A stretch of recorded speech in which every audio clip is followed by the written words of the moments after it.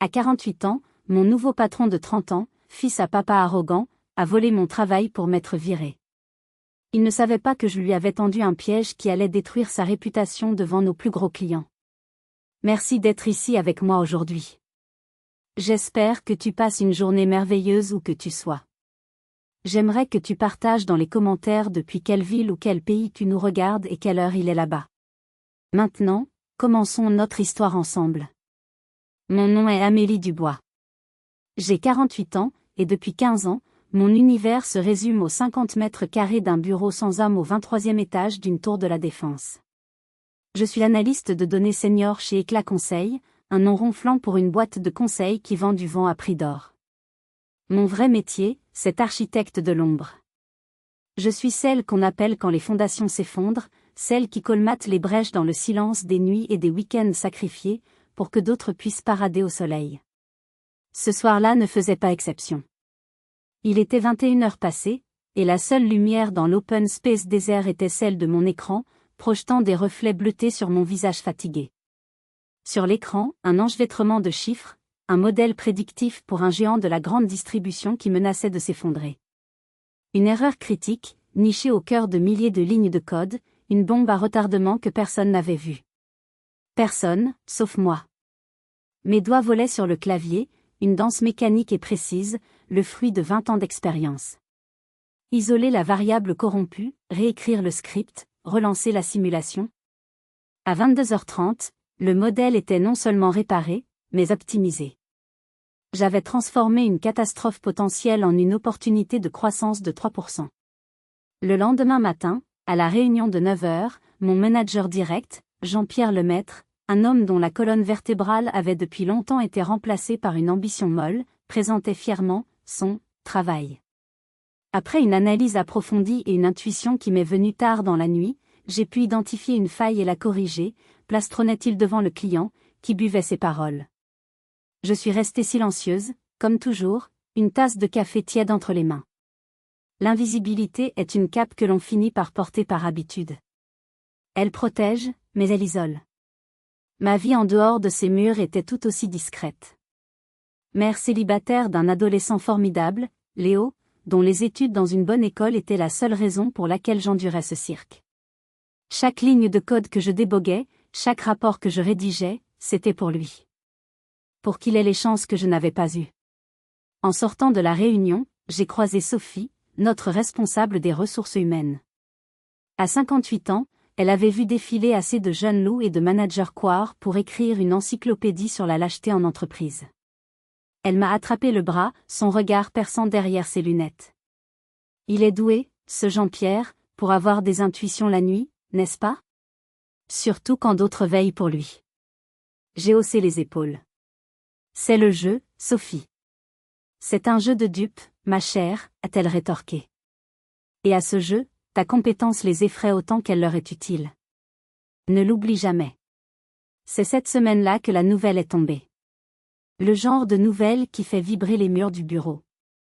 Éclat Conseil avait décroché le contrat du siècle, la refonte totale de la stratégie de données de la maison Vasseur, une institution du luxe français, une belle endormie couverte de poussière mais assise sur un trésor. Un contrat à 50 millions d'euros. C'était le projet qui pouvait faire ou défaire une carrière, celui qui vous faisait passer de l'ombre à la lumière.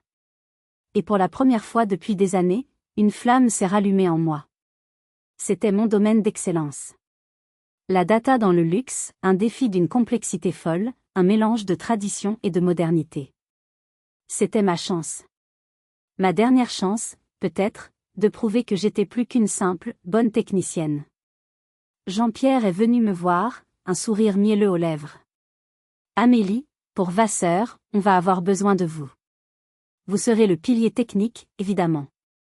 Votre expertise est indispensable. J'ai hoché la tête, le cœur battant un peu plus vite. Pilier technique. Les mots étaient vagues, mais ils contenaient une promesse. J'ai passé le week-end à esquisser des architectures, à imaginer des solutions, à sentir de nouveau cette passion que je croyais éteinte.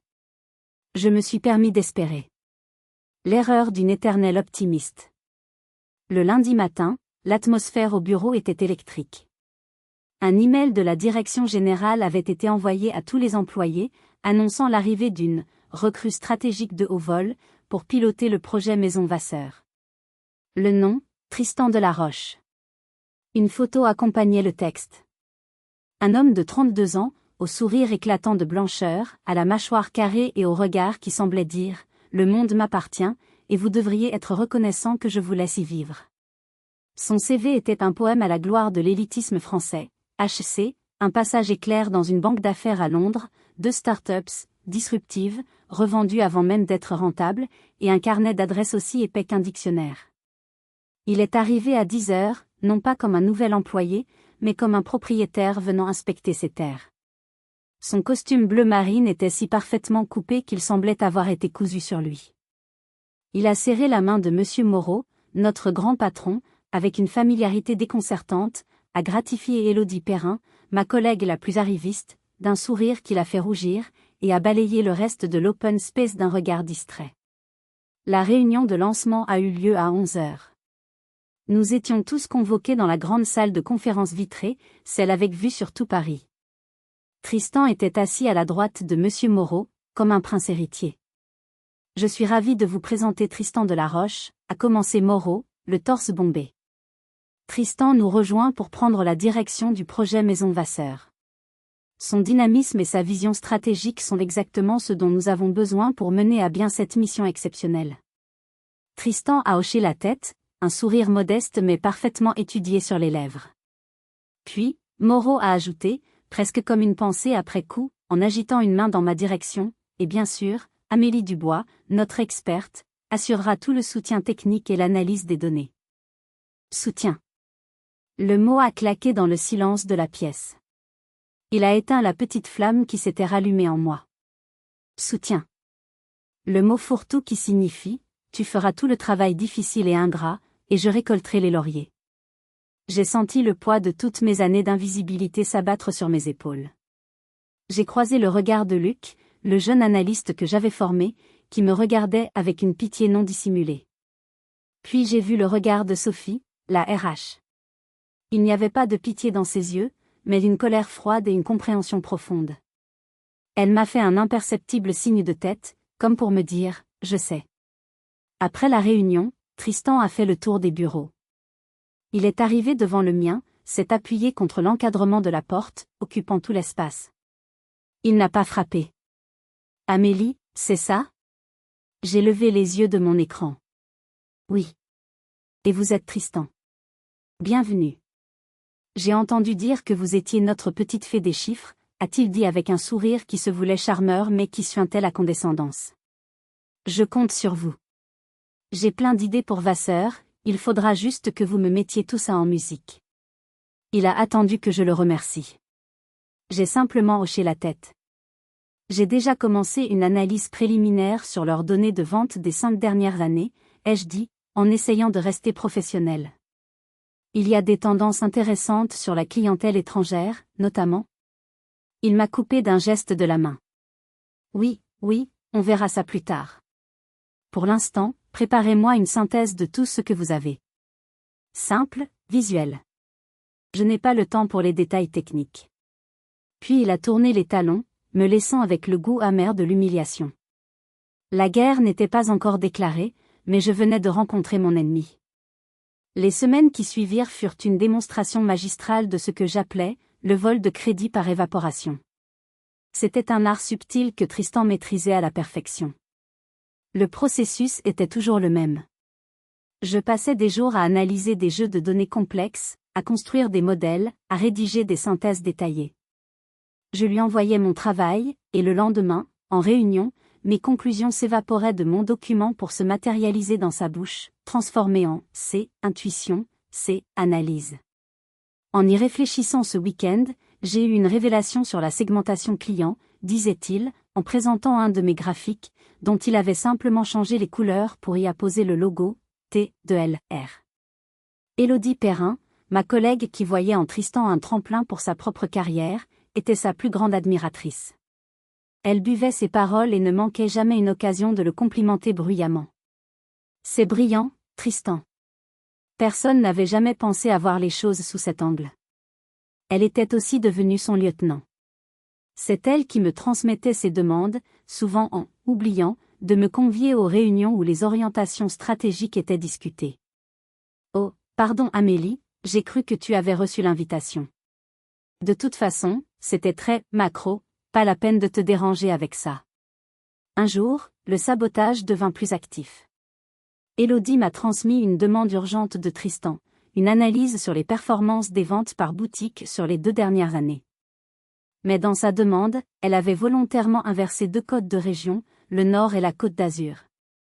C'était une erreur subtile, mais qui aurait complètement faussé les résultats, faisant passer les boutiques de Lille pour plus rentables que celles de Cannes en plein été. Une erreur qui m'aurait décrédibilisée si je l'avais laissée passer. Mon expérience m'a sauvée. En voyant les premiers chiffres sortir, une alarme s'est déclenchée dans ma tête. Quelque chose clochait. Ça m'a pris 3 heures pour remonter à la source et trouver l'inversion. J'ai corrigé le tir en silence, et j'ai envoyé l'analyse correcte à Tristan, sans mentionner l'incident. Mais le message était clair. Je n'étais pas seulement une cible passive, on essayait activement de me pousser à la faute. Ce soir-là, je suis resté tard. J'ai ouvert un nouveau dossier sur mon ordinateur personnel, un dossier que j'ai nommé « Assurance ». J'ai commencé à tout y archiver. Chaque email de Tristan. Chaque demande transmise par Élodie. J'ai pris des captures d'écran de mes fichiers d'originaux, avec les dates de création. J'ai enregistré les conversations sur la messagerie de l'entreprise où Tristan disait « Je viens de finir l'analyse » sur un fichier que je lui avais envoyé 10 minutes plus tôt. J'ai même utilisé une application sur mon téléphone pour enregistrer discrètement l'audio d'une réunion où il présentait mot pour mot une de mes synthèses, avant de conclure par « Voilà le fruit de ma réflexion ». Je ne savais pas encore ce que je ferais de tout ça, mais je savais une chose, l'invisibilité avait ses avantages. Quand personne ne vous regarde, personne ne vous voit vous armer. La tension montait, et l'attitude de Tristan devenait de plus en plus méprisante. Il avait compris que je ne serais pas une collaboratrice docile et admirative. Alors, il a changé de tactique, cherchant à m'isoler. Il organisait des points d'avancement informels avec mon équipe, sans moi. Il demandait à Luc, mon protégé, de lui faire des rapports en direct, essayant de briser notre relation de confiance. Luc, mal à l'aise, est venu me voir. « Amélie, je ne sais pas quoi faire. Il me pose des questions sur ton travail, sur ce que tu penses de lui. Dis-lui la vérité, Luc, lui ai-je conseillé. Dis-lui que je pense qu'il est brillant, mais très exigeant. Reste factuel. Ne donne jamais ton opinion. Et continue de faire ton excellent travail. C'est ta meilleure protection. » Je construisais ma forteresse, brique par brique, dans le silence de mon bureau. Chaque injustice, chaque mensonge, chaque micro-agression n'était plus une blessure, mais un matériau de construction. La toile du mépris qu'il tissait autour de moi allait devenir mon arme. Ils ne le savaient pas encore, mais ils étaient en train de me donner tout ce dont j'avais besoin pour leur déclarer la guerre. La goutte d'eau qui fit déborder le vase arriva un jeudi soir. Il était 18h30. L'open space se vidait, laissant place à cette lumière orange et artificielle des fins de journée de travail. J'étais sur le point de ranger mes affaires, pensant à Léo qui m'attendait à la maison, quand Tristan a déboulé dans mon bureau. Il ne s'est pas appuyé sur l'encadrement de la porte, cette fois. Il est entré et s'est planté devant mon bureau, les mains sur les hanches. « Amélie. Il me faut vos accès au dossier de travail Vasseur-WIP. Maintenant. WIP. Work in progress. Mon chantier. Mon espace de création, rempli d'ébauches, de tests, de données brutes, de modèles non vérifiés. L'équivalent du carnet de croquis d'un peintre. J'ai levé les yeux, gardant mon calme. Tristan, ce n'est pas possible. Ce sont des fichiers de travail. Rien n'est finalisé, rien n'est présentable. C'est un risque de... Je me fiche du risque, m'a-t-il coupé, sa voix dure. J'ai un pré-briefing avec Moreau demain matin à 9h et je dois lui montrer des avancées concrètes. Je dois préparer quelques slides percutantes. Alors demande-moi ce dont tu as besoin et je te préparerai une synthèse propre, ai-je proposé, comme dernière tentative de conciliation. Il a eu un petit rire méprisant. Je n'ai pas le temps pour ça. J'ai besoin de voir la matière brute, de m'en imprégner, de la façonner moi-même. Alors, les accès. Non, ai-je dit. Le mot est sorti, simple, net. C'est ma responsabilité. Je ne peux pas te donner accès à des analyses non validées. Son visage s'est durci. Le masque du jeune manager charmant est tombé, révélant un tyran impatient. Écoutez-moi bien, Amélie. Soit vous me donnez ces accès de votre plein gré, soit je descends voir Jean-Pierre, je lui dis que vous faites de la rétention d'informations et que vous mettez le projet en péril. Et croyez-moi, il ne lui faudra pas 2 secondes pour me donner raison et vous ordonner de coopérer. C'est vous qui voyez si vous voulez passer pour la vieille technicienne rigide qui ne sait pas travailler en équipe. Il a marqué une pause, pour laisser le poids de la menace infuser. Puis il a tourné les talons et a quitté mon bureau, me laissant dans un silence assourdissant. Je suis resté figé, les mains posées à plat sur mon bureau. J'entendais le bourdonnement des serveurs dans la pièce voisine. Ce n'était plus une question de vol de crédit. C'était une déclaration de guerre ouverte. Il voulait non seulement mon travail, mais aussi le pouvoir de me détruire si je refusais. La rage qui m'a envahi n'était pas chaude et explosive. C'était une rage froide, lucide, presque mathématique. J'ai attrapé mon sac et je suis monté à l'étage des ressources humaines. Le bureau de Sophie était encore allumé. Je suis entré sans frapper. Elle a levé les yeux de son dossier, surprise. Amélie? Tout va bien? Je ne me suis pas plainte. Je n'ai pas pleuré. J'ai exposé la situation froidement, factuellement, comme si je décrivais un problème de données. La demande de Tristan, mon refus, sa menace. Sophie m'a écouté sans m'interrompre, ses doigts tapotant sur son bureau. Quand j'ai eu fini, elle est restée silencieuse un long moment.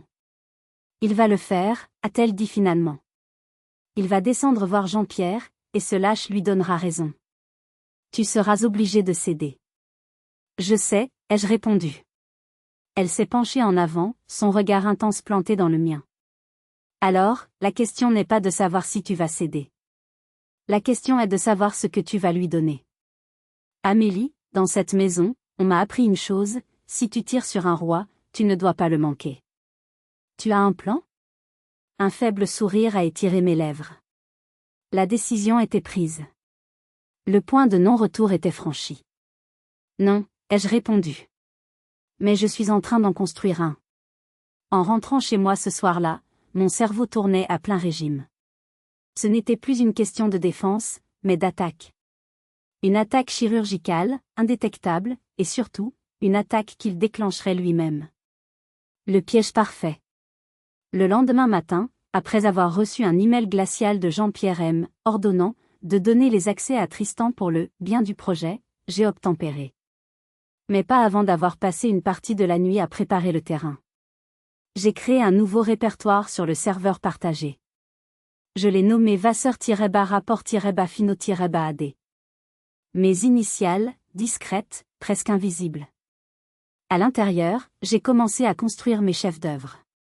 6 documents, 6 bombes à retardement, chacune conçue avec un soin diabolique. Ce n'étaient pas des faux grossiers. C'étaient des analyses d'une beauté trompeuse, professionnelle en apparence, mais viciée au cœur par des erreurs subtiles et catastrophiques. Le premier fichier était une analyse des projections de revenus. Des graphiques magnifiques, des courbes ascendantes prometteuses, une mise en page digne d'un grand cabinet de conseil. Sauf que pour calculer la croissance, j'avais utilisé les données d'un obscur test de marché que Vasseur avait fait en Suisse 3 ans plus tôt.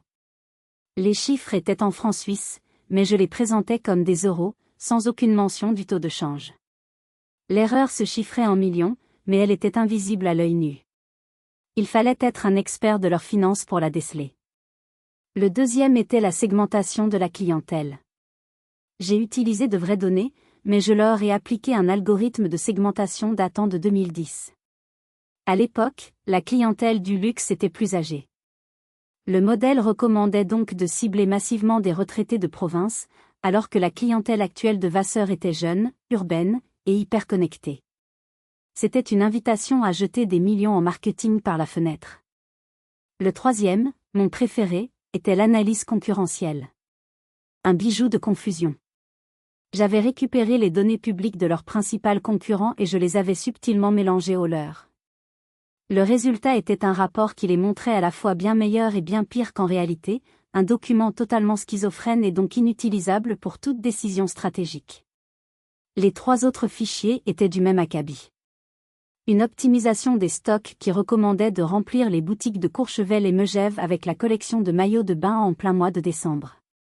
Une stratégie marketing digitale qui proposait une campagne agressive sur Facebook, un réseau social déserté par leur cœur de cible, et qui contenait des suggestions qui violaient subtilement plusieurs points du RGPD.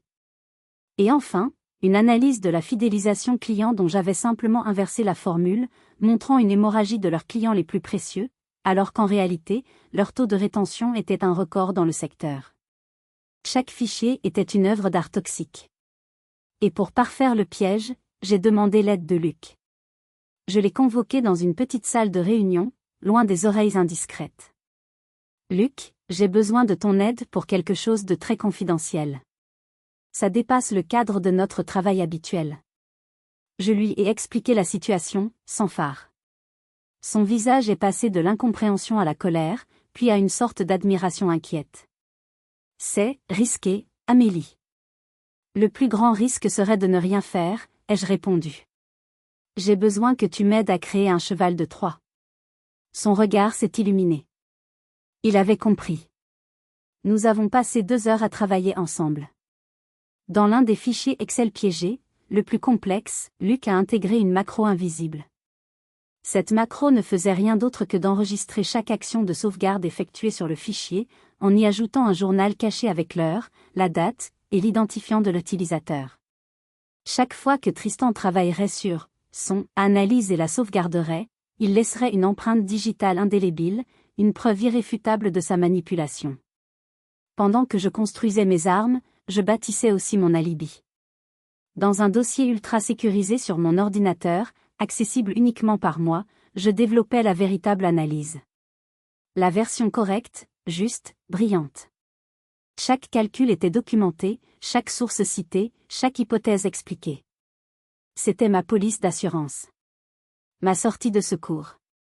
Enfin, j'ai stocké cette véritable analyse sur une clé USB cryptée, un petit objet métallique et froid que j'ai glissé dans un compartiment secret de mon sac à main. Je le gardais sur moi en permanence.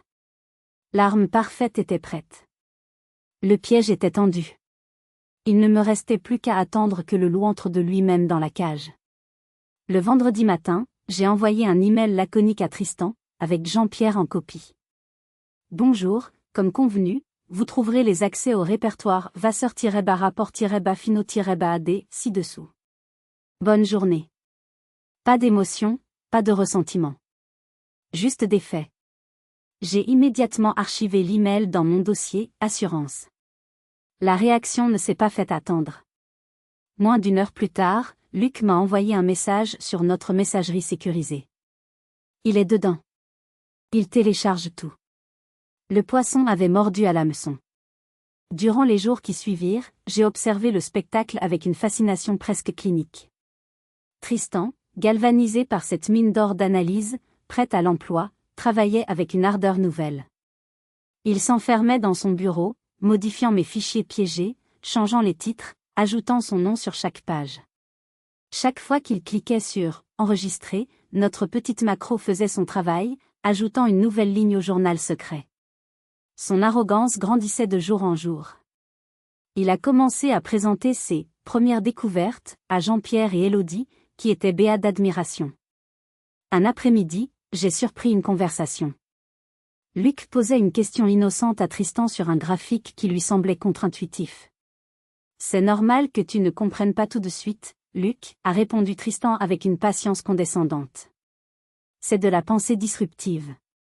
Il faut savoir sortir des sentiers battus pour innover. Tu apprendras. Luc m'a jeté un regard par-dessus l'épaule de Tristan. J'ai hoché la tête imperceptiblement.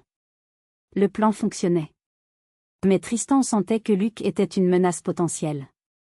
Il était trop intelligent, trop proche de moi. Il a donc décidé de le neutraliser, ou de le retourner. Un soir, il a convoqué Luc dans son bureau. Je l'ai su parce que Luc est venu me voir juste après, le visage pâle. Il m'a fait une offre, Amélie.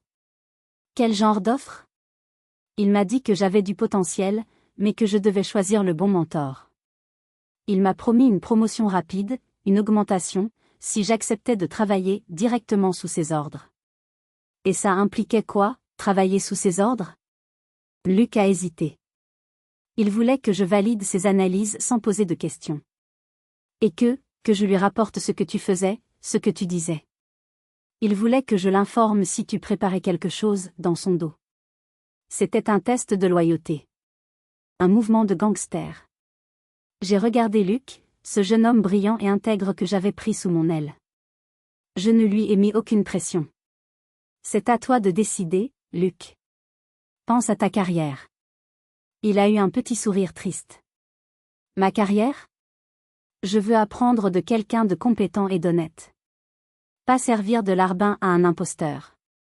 Je lui ai dit que j'étais très flattée, mais que je préférais continuer à apprendre les bases avec vous. Ce soir-là, notre alliance s'est scellée. Ce n'était plus seulement mon combat. Luc avait choisi son camp, non pas par pitié pour moi, mais par respect pour la compétence et par dégoût pour la fraude. Le piège se déployait, mais je savais que je devais aussi préparer le terrain pour la suite. La chute de Tristan ne suffisait pas. Il fallait que je sois prête à prendre la place qui me revenait.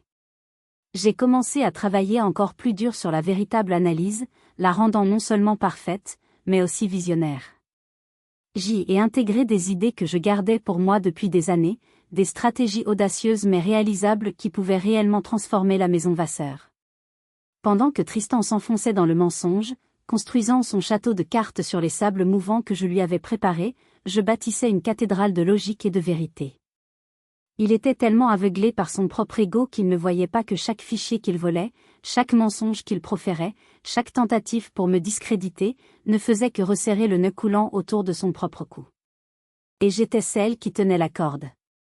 La confiance de Tristan était devenue de l'arrogance pure. Il était tellement convaincu de son génie et de la qualité des documents qu'il avait créés, qu'il a commis une erreur stratégique majeure. Il a décidé de partager ses analyses piégées en avant-première avec des membres de l'équipe de la maison Vasseur. Pas officiellement, bien sûr. Il a envoyé des emails à quelques directeurs qu'il avait rencontrés, avec un objet du type « petite mise en bouche avant la grande présentation ». Il voulait créer le buzz, arriver le jour J en terrain conquis. Je l'ai appris par Sophie. Elle avait des contacts partout, et une directrice des ressources humaines de chez Vasseur, une de ses amies, l'avait appelé, perplexe. Ton nouveau prodige, Tristan Delaroche, ses analyses sont audacieuses. Presque trop. Il y a des choses qui nous semblent étranges. Cette nouvelle a provoqué une décharge d'adrénaline. Mon piège fonctionnait au-delà de mes espérances. Mais cela créait aussi un risque, que le client se méfie non seulement de Tristan, mais de toute notre entreprise. Je ne pouvais pas laisser les choses au hasard. Il était temps de passer à la phase 2 de mon plan, préparer activement le champ de bataille. Je ne pouvais plus me contenter d'attendre la présentation finale. Je devais subtilement armer le client, leur donner les clés pour qu'ils déconstruisent eux-mêmes le discours de Tristan. J'ai fait quelques recherches et j'ai identifié ma cible, une jeune chef de produit de la division maroquinerie de Vasseur. Elle était brillante, ambitieuse, et très active sur LinkedIn où elle parlait avec passion de l'analyse de données. Elle était exactement le genre de personne qui ne se contenterait pas de graphiques jolis, mais qui chercherait à comprendre la logique derrière. Le lendemain, j'ai pris ma pause déjeuner plus tard que d'habitude. Je me suis rendue dans un café chic près de l'avenue Montaigne, non loin des bureaux de Vasseur, un endroit que je savais fréquenter par leurs équipes. J'ai commandé un café et je me suis installée avec mon ordinateur, l'air absorbé. Bingo! 20 minutes plus tard, la jeune femme que j'avais repérée est entrée avec une collègue. J'ai attendu le bon moment. Quand elle est passée près de ma table pour aller aux toilettes, j'ai, accidentellement, fait tomber mon stylo. Elle s'est baissée pour le ramasser. Oh, merci beaucoup, c'est gentil. De rien, a-t-elle répondu avec un sourire. J'ai alors fait semblant de reconnaître le logo discret sur son carnet. Vous travaillez pour la maison Vasseur? Quelle chance! Je suis une grande admiratrice de votre travail. Nous avons échangé quelques banalités. Puis, au moment où elle allait repartir, j'ai lancé ma torpille, l'air de rien. Je suis analyste de données, et je suis fasciné par les défis de votre secteur. Par exemple, vos chiffres du 4e trimestre doivent être un vrai casse-tête à modéliser, non? Avec la baisse du flux touristique à Paris en hiver, mais la hausse des achats de cadeaux, trouver le bon équilibre, ça doit être passionnant. C'était une question très technique, très pointue. Une question d'expert. Son sourire poli s'est effacé, remplacé par une lueur d'intérêt. C'est exactement le sujet de nos réunions en ce moment. Comment avez-vous? J'ai eu un sourire énigmatique. Simple déduction. En tout cas, bon courage. C'est un beau défi. Je suis retourné à mon café, la laissant repartir vers sa table, l'air pensif. La graine du doute était plantée. Je savais qu'elle allait en parler à son directeur. Je savais que ma question, si précise, allait contraster avec les analyses grandioses et simplistes de Tristan. Je n'avais rien révélé, rien trahi. J'avais simplement montré que, quelque part chez Éclat Conseil, il y avait quelqu'un qui comprenait vraiment leur métier. L'équipe de Vasseur n'arriverait pas à la présentation en tant que simple spectatrice. Elle arriverait en tant que jury. Un jury alerte, méfiant, et armé d'une question très précise que j'avais moi-même déposée dans leur esprit. Le champ de bataille était prêt. Les mines étaient posées. La veille de la présentation, une tension palpable s'était installée dans les bureaux d'Éclat Conseil. C'était le calme avant la tempête. Tristan paradait, serrant des mains, distribuant des sourires conquérants. Il était la star, et il savourait chaque instant. Il est passé devant mon bureau en fin de journée. Prête pour le grand spectacle demain, Amélie? N'oubliez pas d'apporter vos notes, au cas où il y aurait une question technique très pointue. Le mépris dans sa voix était à peine voilé. Il me voyait comme son accessoire, sa calculatrice humaine. Je n'oublierai rien, Tristan, ai-je répondu, mon visage aussi neutre qu'une page blanche. Une fois seul, j'ai commencé mon rituel final. J'ai ouvert mon dossier, assurance, et j'ai passé en revue chaque pièce à conviction, une dernière fois. Les logs de connexion qui montraient que Tristan avait accédé 47 fois au dossier piégé. Les captures d'écran des conversations où il s'appropriait mon travail. Et la pièce maîtresse, l'analyse de Luc sur les métadonnées des fichiers, qui prouvait sans l'ombre d'un doute que Tristan avait maladroitement tenté de modifier les dates de création pour faire croire qu'il en était l'auteur originel.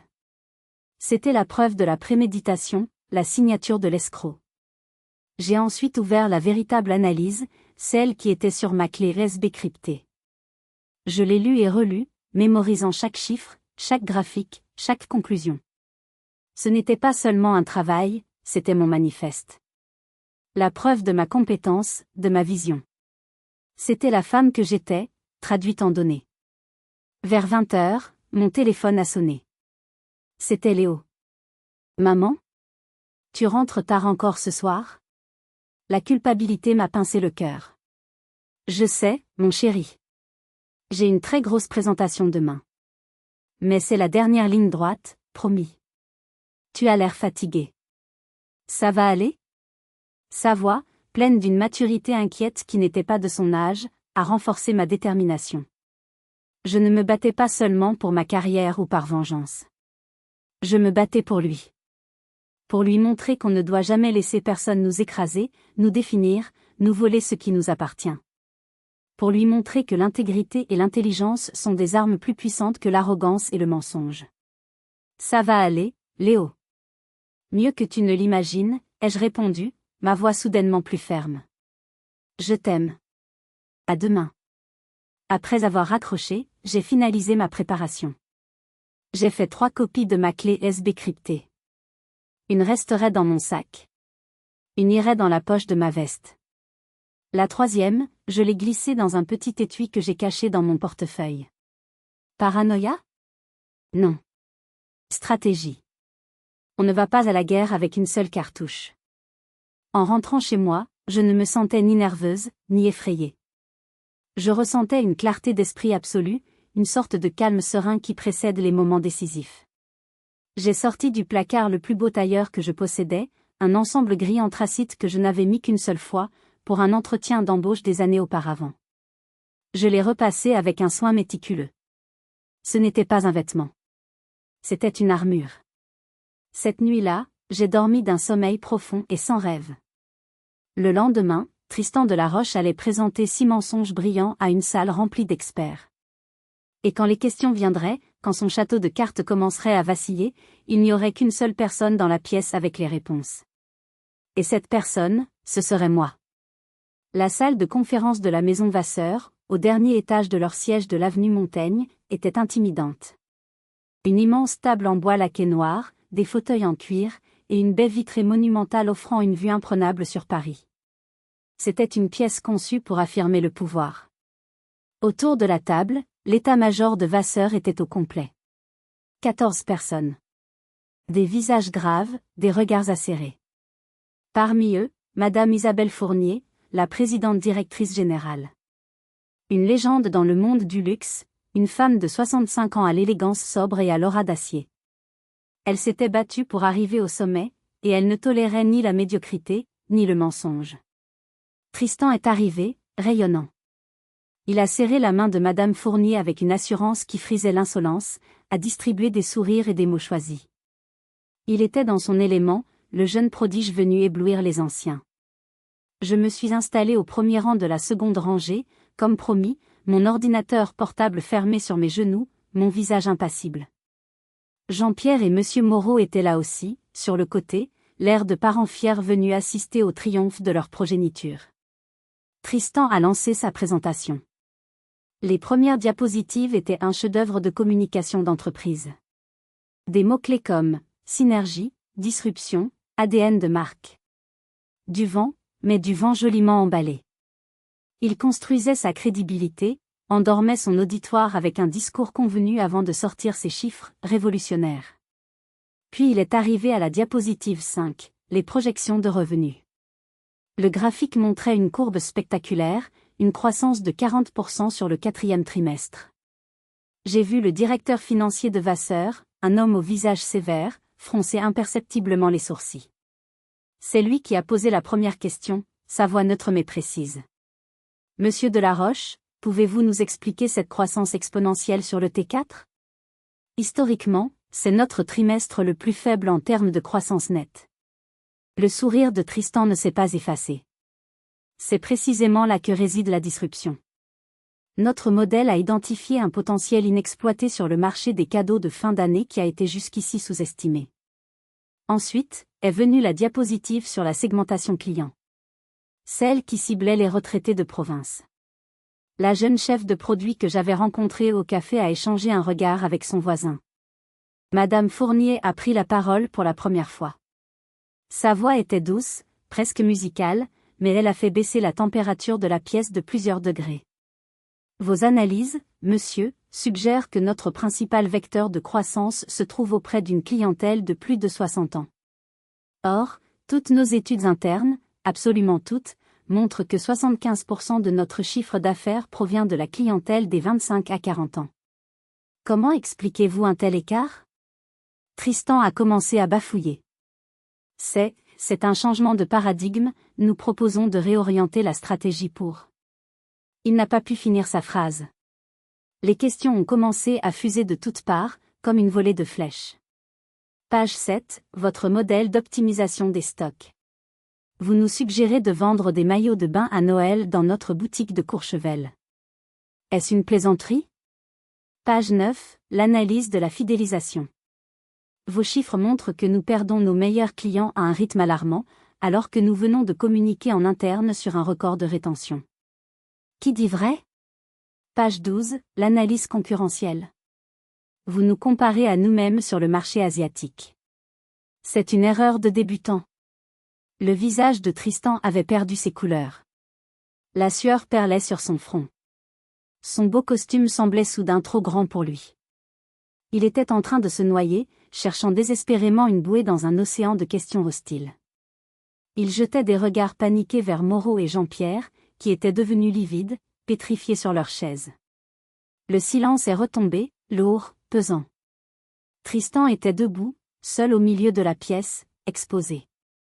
C'est alors que Madame Fournier lui a porté le coup fatal.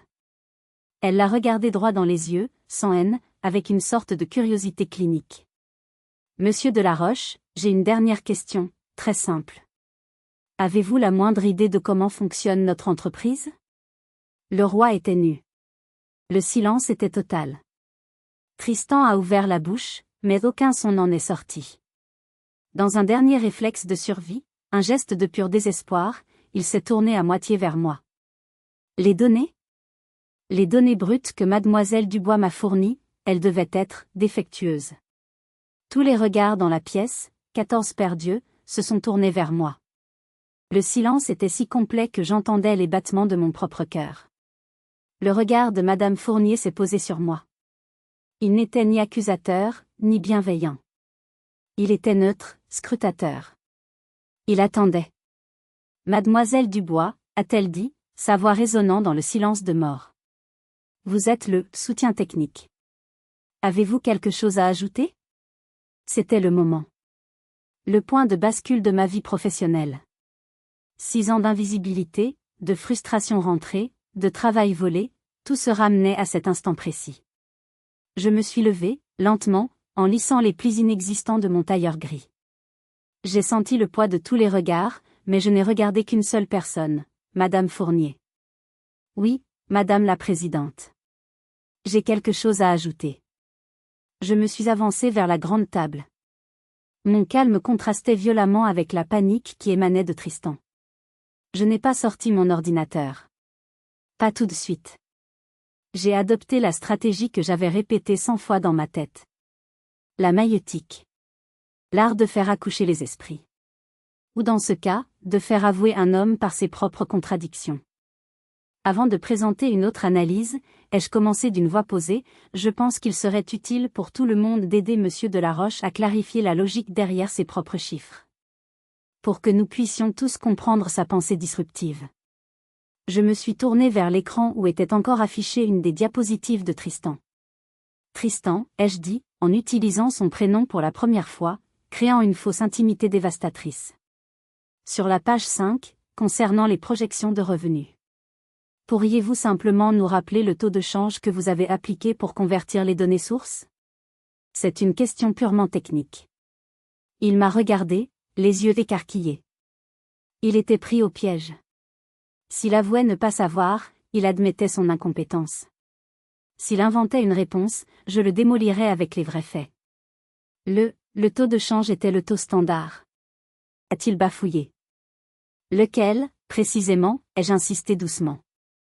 Euro-dollar? Euro-yuan? Silence.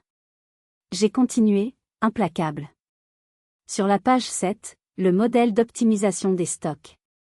La saisonnalité est un facteur clé. Pourriez-vous nous expliquer la pondération que vous avez appliquée aux ventes de maillots de bain pour la boutique de Courchevel? C'est fascinant d'un point de vue méthodologique. Il était blanc comme un linge. Il a jeté un regard suppliant vers Monsieur Moreau, qui a détourné les yeux, le visage fermé. C'est un algorithme propriétaire complexe. A-t-il murmuré.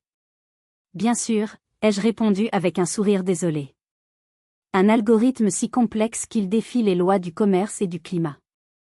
Quelques rires étouffés ont parcouru la salle. L'humiliation de Tristan était totale, publique, et c'est lui-même qui en était l'artisan. Je l'avais acculé, non pas avec des accusations, mais avec des questions simples auxquelles l'auteur légitime du travail aurait pu répondre en une seconde. C'est seulement après l'avoir publiquement démasqué, après avoir montré à tous qu'il ne comprenait rien au travail qu'il prétendait avoir fait, que j'ai porté le coup de grâce. Maintenant, si vous le permettez, voici la véritable analyse. J'ai sorti ma clé USB de ma poche, je l'ai connectée au système. L'écran a changé. Les graphiques criards et faux de Tristan ont été remplacés par une présentation sobre, élégante, d'une clarté limpide. Pendant 40 minutes, j'ai parlé. J'ai déroulé la véritable histoire que racontaient les données de la maison Vasseur. J'ai expliqué leurs défis, leurs forces. J'ai révélé des opportunités qu'ils n'avaient pas vues, des menaces qu'ils sous-estimaient. Ce n'était plus une présentation, c'était une conversation stratégique de haut niveau. Les directeurs de Vasseur posaient des questions, prenaient des notes, interagissaient. La tension avait été remplacée par l'enthousiasme. Enfin, j'ai affiché ma dernière diapositive. Elle était divisée en 2 colonnes.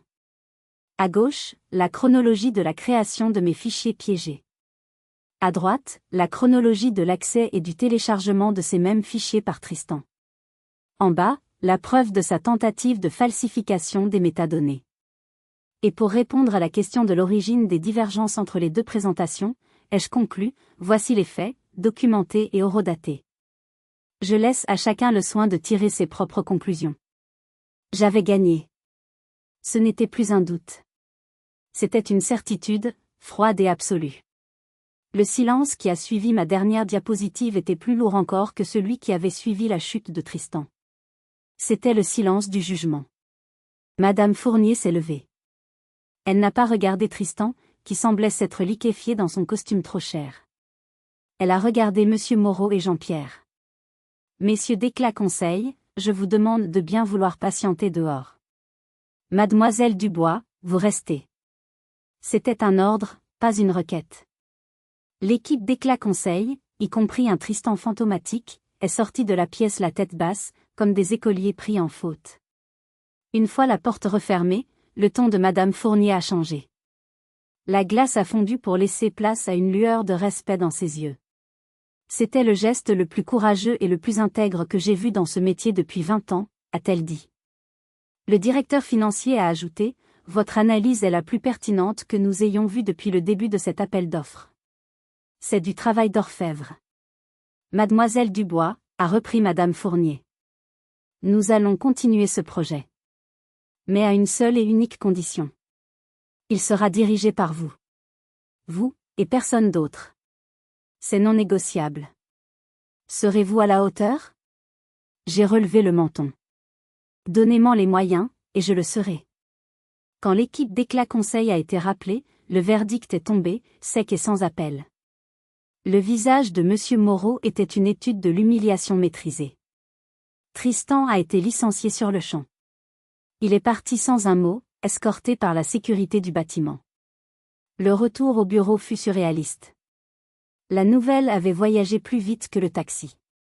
Quand je suis sorti de l'ascenseur, les conversations se sont tues. J'étais devenu une sorte de légende urbaine en l'espace de 3 heures. Moreau et Jean-Pierre m'ont convoqué dans le bureau présidentiel. Ils ont tenté de reprendre le contrôle. Amélie, a commencé Moreau d'un ton qu'il voulait paternel. C'est un incident regrettable. Inacceptable. Pour vous prouver notre confiance, nous vous nommons directrice de projet sur Vasseur, avec une augmentation substantielle. Nous comptons sur votre discrétion pour clore ce chapitre. Ils essayaient d'acheter mon silence avec le poste qui me revenait de droit. L'ancienne Amélie aurait accepté, reconnaissante. Mais l'ancienne Amélie était morte dans cette salle de conférence. J'avais anticipé ce moment. J'avais passé 1 heure au téléphone avec Sophie avant de monter dans leur bureau. Je vous remercie, ai-je répondu calmement. Mais ma promotion n'est pas négociable, c'est un fait acquis, validé par notre client. Ce que nous devons négocier maintenant, ce sont les conditions pour que je reste, et pour que ce scandale qui entache l'image d'Éclat Conseil ne s'ébruite pas. Leurs visages se sont décomposés.